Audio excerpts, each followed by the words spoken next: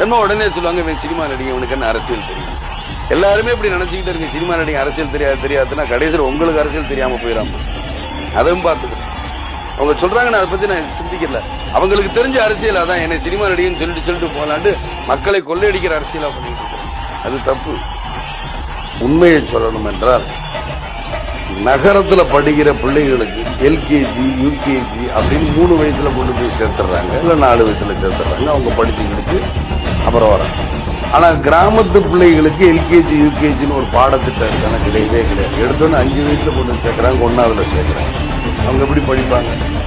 படிக்கிறது ரொம்ப கஷ்டப்படும். அந்த படிப்பை உண்டு பண்றது யாரு? இந்த அரசாங்கம் உண்டு பண்ணும்.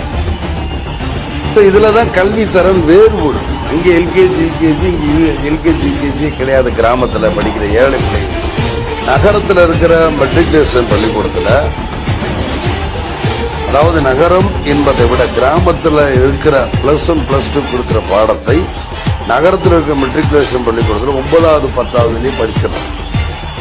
அவங்க திரும்ப +1 +2 வரும்போது இதே கல்வியை தான் கொடுக்குறாங்க, அவங்க பாஸ் பண்ணிட்டு போறாங்க. ஆனால் அந்த கல்வி கிராமத்துல கிடைக்க மாட்டேங்குது. அதனாலதான் வேறுபடுது. இதற்கு உதாரணமாக சொல்ல போனா, இந்தியாவோட சிபிஎஸ்இ கல்வின்னு ஒன்று, ஆந்திரால சிபிஎஸ்இ கல்வியை விட பொதுப்பாட திட்டம் சொல்றது. NT ராமாராவ் காலத்துல அந்த பொதுப்பாட திட்டம்